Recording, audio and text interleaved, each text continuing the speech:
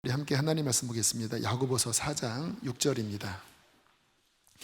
야고보서 4장 6절 함께 읽겠습니다. 시작. 그러나 더욱 큰 은혜를 주시나니 그러므로 일렀으되 하나님은 교만한 자를 물리치시고 겸손한 자에게 은혜를 주신다 하였느니라. 아멘. 하나 더 찾겠습니다. 베드로 전서, 바로 다음 장이죠. 베드로 전서 5장 5절로 6절. 베드로전서 5장 5절로 6절 함께 읽겠습니다. 시작.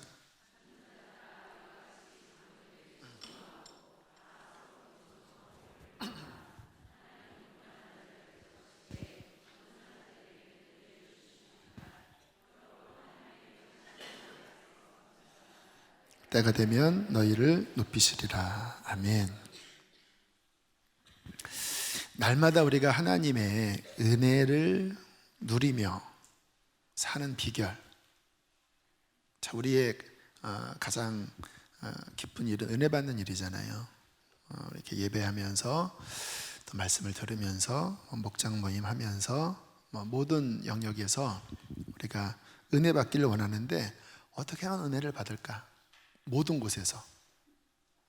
심지어는 여기 주일학교 교사도 계시죠? 그 주일학교 예배를 드리면서도 은혜를 받고, 어느 곳에서나 1:1 양육을 하면서도 은혜를 받고, 항상 은혜 가운데 은혜를 남들보다 더 깊이 받는 비결이 있습니다. 하나님의 은혜가 동일하게 쏟아져도 그렇잖아요. 이렇게 비가 떨어져도 그 그릇만큼 양이 채워지는 것처럼 동일한 이 가운데 예배를 드려도 하나님 앞에 나아가는, 또 하나님의 은혜가 임하는 또 그릇이 다 달라요. 그 비결이 무엇일까? 또 평생 우리가 주님을 섬기면서 이런 시험도 있고 저런 유혹도 있지만 넘어지지 않고 끝까지 건강하게, 영적으로 건강하게 완주할 수 있는 비결은 무엇일까? 또 우리가 하나님의 인정을 받고, 또 우리가 섬기는 교회나 이런 공동체 안에서 물론 사람의 인정이 우선은 아니지만, 그러나 성경에 보면 하나님께서 또 사람의 어떤 인정을 주셔요. 그게 죄는 아닙니다. 건강한 의미에서 사람이 칭찬하고 사람에게 인정받고 더 높은 곳에서 하나님이 인정하는 비결은 무엇일까? 인정받는 비결은 무엇일까? 볼까요? 하나로 한 주제로 지금 세 가지 이 비결이 딱 꿰어질 수 있어요. 날마다 어느 곳에서도 은혜 받을 수 있는 비결, 평생 넘어지지 않고 끝까지 승리할 수 있는 비결, 또 하나님 앞에 인정을 받고 또 사람들 앞에 칭찬을 받는 비결, 무엇일까요? 겸손입니다. 성경에 말씀하시잖아요. 하나님께서 교만한 자를 물리치시고 겸손한 자에게 은혜를 주시느니라. 그러니까 동일하게 은혜가 임해도요, 겸손한 그릇에 결국은 은혜가 쌓입니다. 참 우리가 보면요, 내가 언제 은혜를 받았나 하면 마음이 가난해져 있을 때 은혜를 받았어요. 그렇죠? 우리는 이렇게 귀가 높아지고 또 마음이 이렇게 높아지면서 은혜 받는 어떤 우리의 태도가 더 좋은 설교자, 또 더 멋진 예배, 이런 것에서 은혜를 받으려고 하는데, 물론 그 부분도 좋게 중요하겠죠. 탁월한 설교자, 또 좋은 어떤 예배적 환경이 있으면 은혜를 받긴 하지만, 그러나 그릇이 준비되지 않으면요, 이게 아무리 은혜가 쏟아져도 그에게는 별로 은혜가 부어지지 않아요. 근데 그릇이 뭐냐? 마음이 겸손히 낮아져 있는 것. 그러면 주일학교 예배를 드리면서도 은혜를 받을 수가 있고, 나보다 좀 부족한 사람의 어떤 권면을 통해서도 은혜를 받을 수 있고, 그 시편에 보면 내가 책망을 기름으로 여기겠다. 책망을 은혜로 받겠다고 하는 말씀이 있잖아요. 그러니까 누가 나를 책망을 해도 마음이 겸손해져 있으면 그것도 은혜가 될 수 있는 거예요. 이해가 되시나요? 근데 마음이 교만해져 있으면 칭찬을 들어도 별로 감흥이 없습니다. 왜? 나 잘났으니까. 거만한 마음은 넘어짐의 앞잡이요, 겸손은 존귀의 앞잡이다라고 말씀을 하잖아요. 그 사람이 언제 넘어지는가 하면 그 뿌리가 교만하기 시작하면서부터 넘어지기 시작하는 거예요. 어떤 귀한 분이 넘어졌어요. 우리가 그런 매스컴에서 그런 소식을 자주 접하잖아요. 아마 여러분이 존경했던 어떤 목회자, 내가 은혜 받았던 목회자가 넘어졌다는 그런 사건으로 인해서 아마 굉장히 힘든 경험을 했던 분도 있을 거예요. 우리가 판단하면 안 되겠지만 이 측면에서 저는 저 자신을 이렇게 돌아보는 어떤 분별, 왜 내가 조심해야 되니까, 저도 넘어지면 안 되니까. 그래서 왜 그런 일이 생겼을까? 제가 바라보는 생각 중에 하나가, 은사가 있고 또 하나님께로부터 귀하게 쓰임 받는 어떤 축복이 있고 영광이 있고 참 감사하잖아요. 그런데 그럴수록 마음을 낮춰야 합니다. 이렇게 엎드려야 돼요. 그럴수록 내가 아무것도 아니고 나는 죄인 중에 괴수이고, 그렇게 나의 실체를 알고 납작 엎드려야 돼요. 그러면 그 영광과 그 은사와 그러한 하나님의 축복이 그에게 선한 것으로만 영향을 줄 수 있는데, 많은 경우 이게 이제 착각을 하는 거예요. 내게 아니라 주님 건데, 이게 내가 스스로 내가 잘나서 그렇다고 교만한 마음으로 그 영광을 취하는 순간 마음이 쑥 올라가기 시작합니다. 마음이 교만해지기 시작하면 죄를 쉽게 허용을 해요. 마음이 낮아져 있으면 하나님을 경외하는 마음을 갖고 죄를 두려워하는 마음을 갖거든요. 근데 마음이 높아지면 이쯤이야 하는 그러한 태도를 가지면서 슬금슬금 어떤 죄악이 그 마음과 삶을 감싸면서 결국은 와장창하고 넘어지는 거예요. 오히려 높은 곳에 올라갔기 때문에 더 심하게 넘어지는 거예요. 굉장히 이제 한국에서 유명한 목사님이신데, 그분이 한 8년 전에 아무튼 넘어지셔서 아마 한국 그 교계에 아주 떠들썩한 그런 일이 있었고, 지금도 목회는 하시지만 이제 더 이상 그때의 그러한 영광은 이제 끝난 상황에, 그래도 하나님이 긍휼을 베푸셔서 그래도 어쨌든 목회는 하고는 계셔요. 근데 제가 이제 박보현 목사님 만났을 때 그런 이야기를 하시더라고요. 한 10몇 년 전에 미국 어느 집회에서 이제 여러 목사님들이 함께 모여서 그런 사역을 하는데, 아마 이분과 같은 방을 쓰셨나 봐요. 근데 너무 거만한 거예요. 말을 너무 쉽게 하고, 그런 거 있잖아, 이렇게 툭툭 대고, 나이도 훨씬 많은 분인데도 무시하는 듯하게 말을 하고, 그래서 그런 모습을 보고 그때 그런 기도를 하셨다고 하더라고요. 그런 생각이 들었다고 하더라고요. 하나님이 이분을 사랑하신다면 치시겠구나. 하나님이 이분을 사랑하신다면 치시겠구나, 낮추시겠구나. 안 치신다면 버림받은 거고, 사랑하신다면 치시겠구나. 아니나 다를까 와장창 무너지셔서 지금도 아무튼 손가락질의 대상이 그런 분이 되셨지만, 제가 보는 견지는 그래도 지금 그래도 목회를 내려놓지 않고 다른 곳에서 개척을 하셔서 사역을 하시는 분이 사역을 하고 계셔요. 성경의 이 권면, 가르침에 대해서 우리들이 참 늘 귀를 기울여야 합니다. 교만해지는 순간부터 은혜가 떨어지기 시작하고, 내 안에 교만이 올라가는 그 수치만큼 나는 넘어지기 시작하는구나. 성경에 겸손하면 하나님이 높이신다고 말씀을 하시잖아요. 오늘도 하나님의 능하신 손 안에서 낮추라. 그러면 높일 것이다. 여기 장로는 뭐 지금 우리가 생각하는 그런 장로라기보다는 어떤 공동체 지도자를 의미합니다. 그러니까 어떤 공동체 안에 지도자의 그 아래서 네가 아무리 잘났어도 고개 뻣뻣 자꾸 들지 말고 그 아래서 겸손히 엎드려라. 그것이 아름다운 모습이고, 그렇게 겸손히 있다 보면 때가 되면 하나님이 높일 때 너를 높이시는 거다. 그런데 겸손히 머리를 숙여 있어야 할 때 자꾸 머리를 들고 올라가면, 그러면 사람들한테도 욕을 먹고 하나님도 인정을 안 하시는 거 아니겠습니까?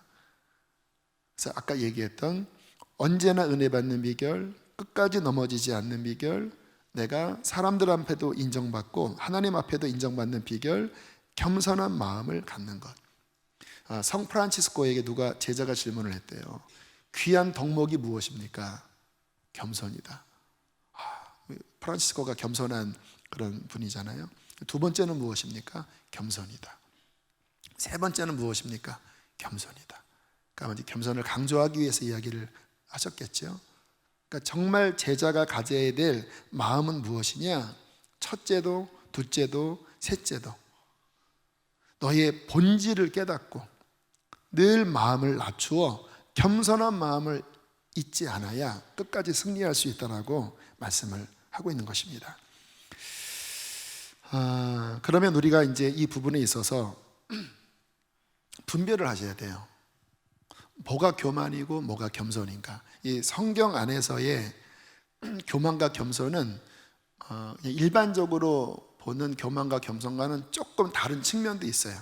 물론 이제 일반적으로 이야기하는 막 거만하고 또 막 함부로 이야기하고 또 막 자기 자랑하고 하는 부분도 있지만 좀 다른 측면으로도 우리가 살펴볼 수가 있는데요. 자, 이러한 증세가 나타나면 내가 교만할 수 있겠구나. 아니, 내가 교만하구나. 이제 이 바로메타를 여러분들이 가지셔야 돼요. 첫 번째는 나. 그러니까 저도 상당히 이 부분에 있어서 저도 그렇지 못하는 면이 있는 것 같아요. 그래서 다시 한번 저도 이 말씀 앞에 저 자신을 점검하고 조심해야 되겠다는 마음을 갖는 부분인데요. 우리가 나는 그러니까 나는 이런 은혜를 받았어, 나는 이런 능력이 있어, 나는 이런 은사가 있어, 나는 내가 이런 거를 했어. 물론 우리가 하나님을 섬기면서 주님의 은혜와 은사가 또 주님의 영광과 축복이 우리의 삶에 부어지잖아요. 얼마나 이것이 큰 하나님의 사랑입니까? 우리 같은 자에게 하나님이 구원하셨을 뿐만 아니라 많은 것들을 주시거든요. 우리 이제 그 안에서 사는 자들이잖아요.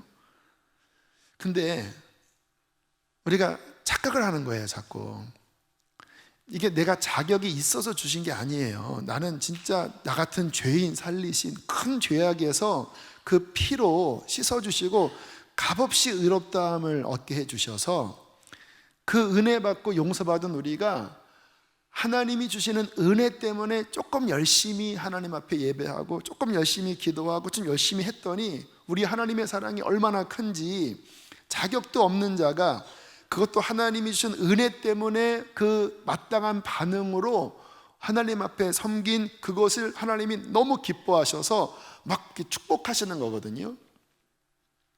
이거를 알면 우리는 늘 어떤 생각을 가져야 되냐면, 나 이렇게 하시면 안 되고 주님이 이런 은혜를 주셨습니다. 나는 뭐냐? 나는 진짜 죄인 중에 괴수고 나는 진짜 못난 자인데 주님께서 그분의 은혜로 나의 삶에 이런 것들을 주셔서 나는 주님께 영광 돌립니다. 이러한 중심점이 내 마음의 태도 안에 계속 유지돼야 되거든요.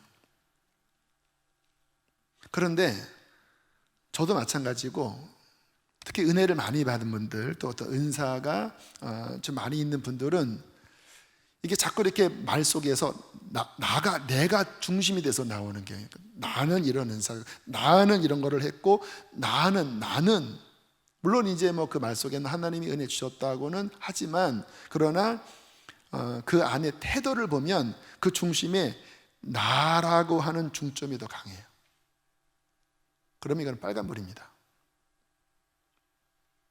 그러면 거슬리기 시작해요. 자꾸 그 안에 자기 자랑이 자꾸 나와요. 성경에 자랑하는 자는 주 안에서 주를 자랑하라고 하는데 자꾸 자기 자랑이 나오기 시작해요. 그 안에 중점이 하나님의 은혜가 아니라 이 진짜 뭐 우리 나귀 새끼잖아요. 나귀 새끼 위에 주님이 타 있는 거잖아요. 근데 주님께 스포트라이트를 비추게 하는 게 아니라 이 그냥 태워가는 나귀가 내가 이렇게 잘났다고 휘 하면서 사람들이 환호성을 하니까 내가 진짜 뭘 하네. 여기 뒤에 주님이 탔는데 내가 잘나서 탔나 보다. 그냥 나귀 새끼 풀어라 한 건데 막 이렇게 막 하는 그러한 태도를 가질 때 조심조심 하셔야 됩니다. 제가 2주 전 겸손에 대한 말씀을 전할 때 20대 때부터 신경 되게 썼다고 그랬잖아요. 어쨌든 어린 나이지만 막 좀 애를 쓰니까 하나님께서 이렇게 순간순간 은혜를 주시더라고요. 그때마다 제 안에 올라오는 영적 교만, 내가 이런 거를 할 줄 아네? 막 가졌네라고 하는 걸 올라올 때마다 하여튼 몸부림을 쳤습니다.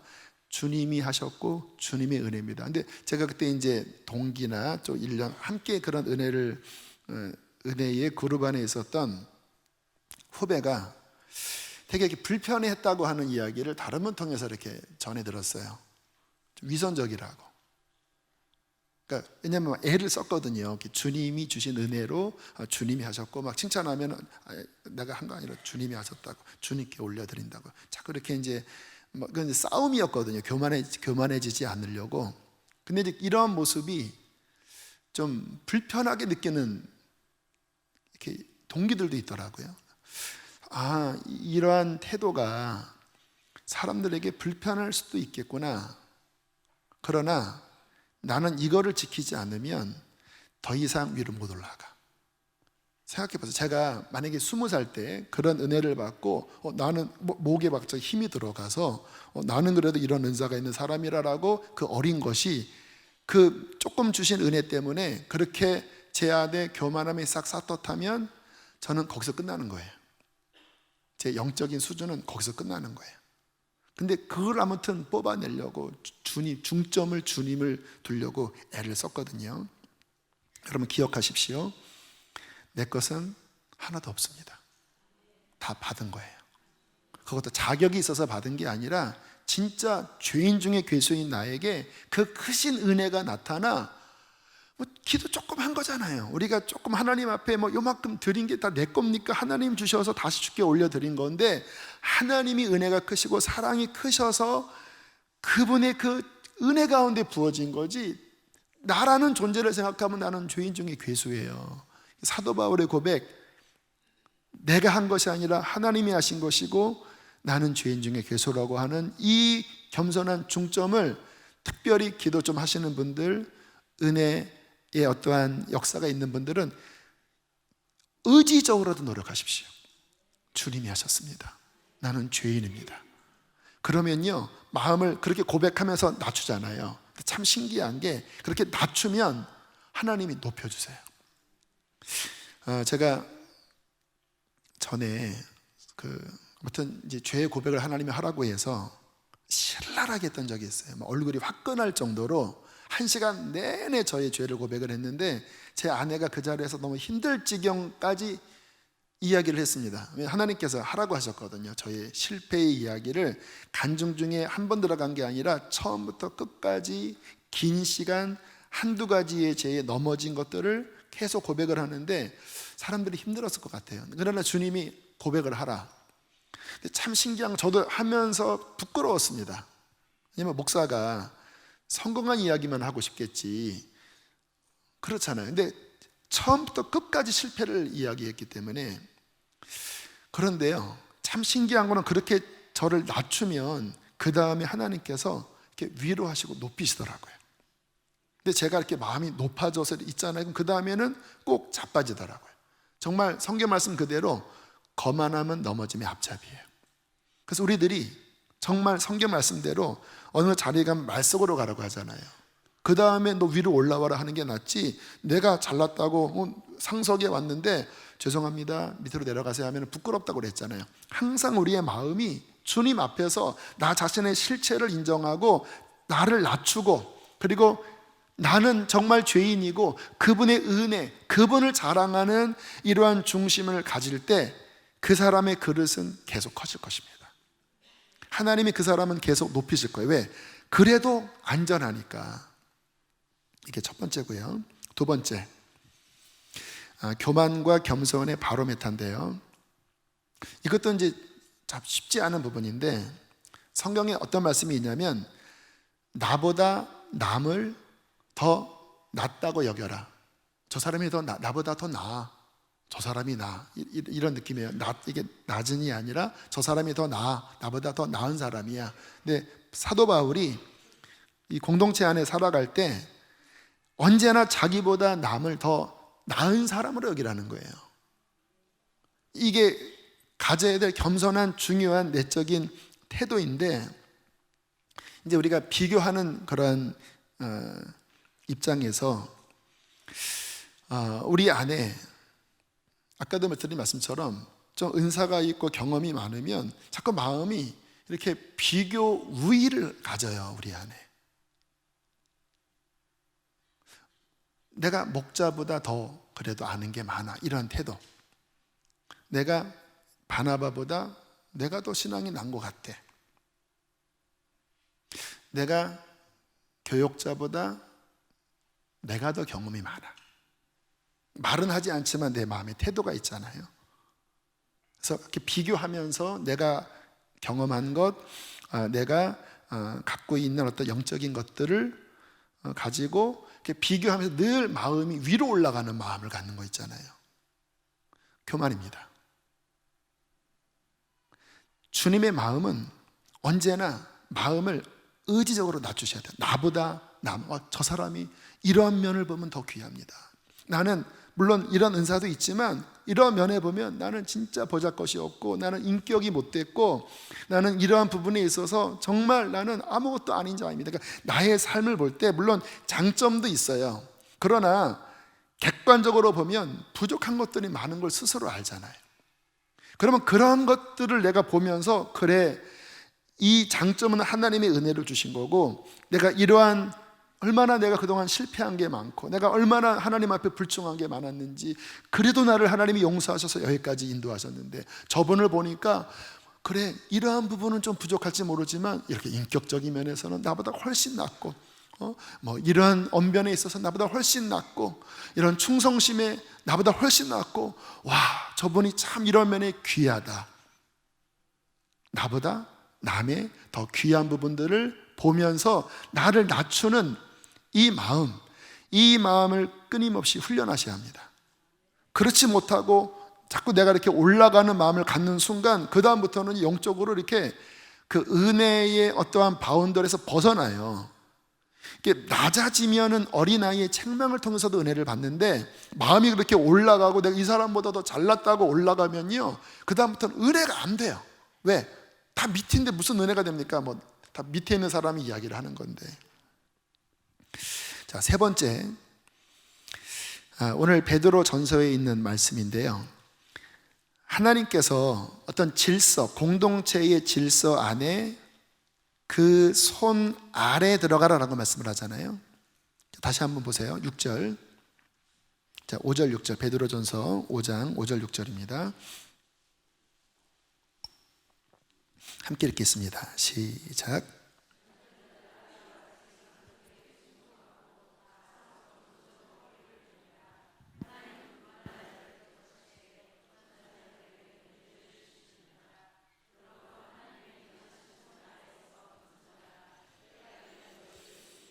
그렇죠. 그 손 아래서, 그 권위 아래서 겸손의 옷을 입고 그 아래서 겸손히 머물러 있어라.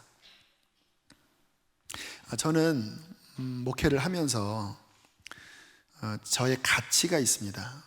그러니까 예를 들어서 이제 기획위원이 2년마다 이렇게 바뀌잖아요. 그러면 이제 이 안에서 탑 리더십에 계시다가 할 수 있다면 그 다음 텀이 바뀔 때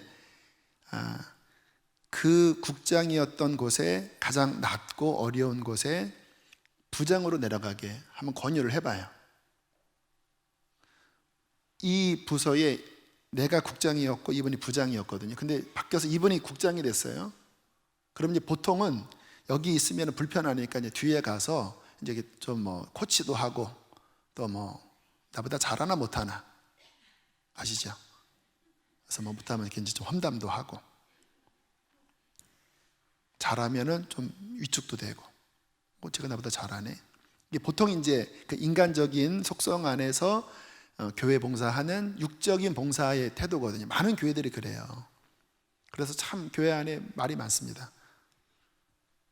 근데 저는 탑 리더십에 계시다가 임기제니까 그 다음에 여기 있는 부장님이 국장으로 가고 나는 그 아래 부장으로 그 권위 아래 낮은 곳에 있을 줄 알아야 하나님의 리더예요. 저는 이 부분 아주 중요하게 여겨요. 갔는데 뭐 말을 듣지 않고 그 권위 아래, 물론 실력이나 이런 부분이 분명히 탁월하지만 그러나 권위 아래 순종을 못 배웠다, 권면해야 되겠죠. 순종하셔야 합니다. 그것이 하늘나라의 가장 귀한 가치이기 때문에. 근데 순종이 안 되면은 더 이상 그분은 못 사요. 왜냐하면 그 중심 안에 겸손을 배우지 못했다면 높은 자리에 올라가면 올라갈수록 점점 힘이 강해지면 그 다음 내가 휘둘르기 시작합니다. 그런 많은 교회들이 어려워지거든요. 그래서 저는 그렇게 봐요. 작은 질서 안에서도 우리가 뭐 중보기도 국 이 안에 여러 부장님들도 계시고 또 교회 지역장님 또 목자님들도 계시고 뭐 이렇게 왔다 갔다 해요. 뭐 지역장님 됐다가도 목자도 되시고 또 목원도 되시고 뭐 이래요. 그러나 어쨌든 그 질서 아래서 겸손한 가치가 특별히 리더분들의 마음 안에 특별히 은사가 있고 어떠한 재능이 있는 분들 안에 겸손의 가치가 분명하게 이 교회 안에 흐르기를 원하고 축복합니다. 왜? 하나님 보시기에 너무 중요한 거예요. 은사보다도 어떤 능력보다도 그러한 겸손한 인품, 겸손한 캐릭터, 이게 결국은 하나님 앞에 쓰임받는 그릇이거든요. 이게 안 되면 은사는 지난번에 이재진 목사님이 그런 예를 드시더라고요. 일종의 액세서리라고. 크리스마스 트리에 이런 반짝반짝하는 것들을 붙이잖아요. 근데 나무가 썩어가도 그런 액세서리는 빛날 수 있다고. 참 좋은 비유입니다. 중요한 거는 내 인격과 나라고 하는 그 믿음, 또 내 안에 있는 내 품성, 마음인데 이 부분이 아름답고 겸손하고 온유하고 주님의 성품으로 다듬어지지 않은 채 은사가 그 안에 붙은 어떤 그 크리스마스 장식처럼 반짝반짝 빛을 낼 수는 있어요. 그러나 나무가 병들어 있으면은 길게 못 가는 거잖아요. 그래서 우리가 하나님 앞에 정말 내 안에 있는 나무가 건강하도록 겸손하고 하나님의 마음이 우리 안에 건강하게 흐르도록 늘 낮추고 또 엎드리고 또 섬기고, 특별히 그래서 공동체가 중요합니다. 제가 왜 혼자 신앙생활을 하는 분들에 대해서 자꾸 제가 권면을 하냐면, 여러분 결국은 우리의 신앙은 공동체 안에서 깎여지고 다듬어지고 겸손을 배우고 사랑을 배우는 거잖아요. 근데 혼자 막 인터넷 보고 혼자 막 유명한 목사님 설교 듣고 하면서 은혜를 받은 분들의 특징이 뭐냐면 본인이 그런 사람이 된 줄 알아요. 근데 그런 분들은 또 설교가 좀 자극적인 설교를 많이 은혜 받아요. 그래서 막 굉장히 이렇게 막, 그래서 우리 이제 젊은이 교회도 그렇게 은혜 받은 친구가 목장 안에 있으면요 팔짱 끼고 안 듣는데, 그리고 조금 하면 좀 더 하네 이런 분위기래요. 그래서 내가 이거 어떻게 잡아주냐, 아직 젊은 애인데 그런 설교 막 딱 보니까 머리 감이 오더라. 어떤 설교를 들었는지, 어떠한 도전을 받았는데 이 겸손이 깨지지 않은 채, 이 공동체 안에서 다루어지지 않은 채 이것만 쭉 올라간 상태에서 이거 못 잡으면 이거 진짜 영적으로 병드는데 어떻게 하면 좋나. 근데 한번 이 교만이 딱 들어가서 이게 초기에 다뤄지지 않으면, 또 영적 권위자 아래에서 다뤄지지 않으면 그 다음에 어떤 단계를 넘어가면요, 그 다음부터 마위에입니다. 다뤄지질 않아요. 그럼 그분은 거기까지예요. 어디 가면 또 교만 때문에 또 배척당하고 또 배척당하고 못 넘어가요.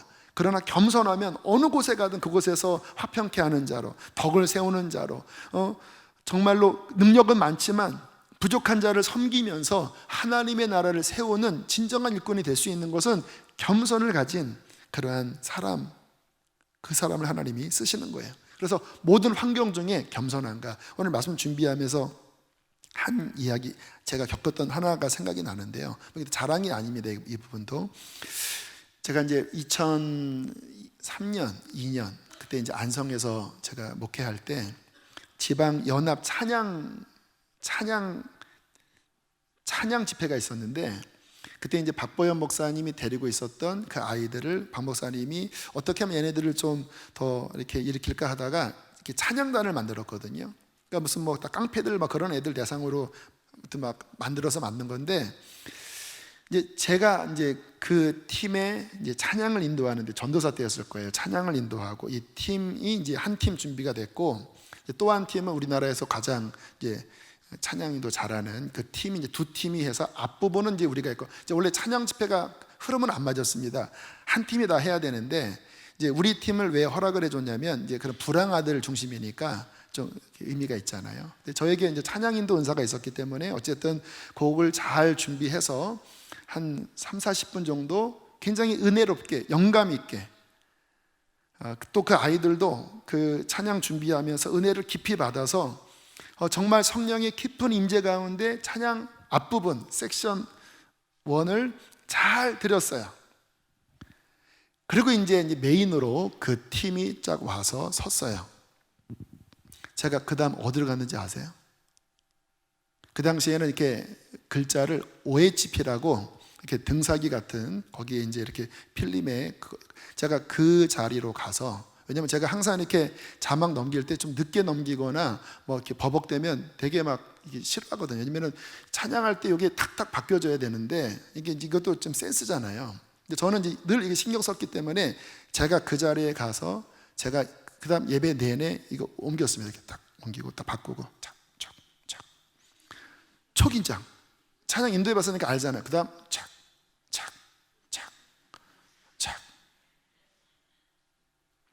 근데 제가 갑자기 그때 생각이 나더라고요.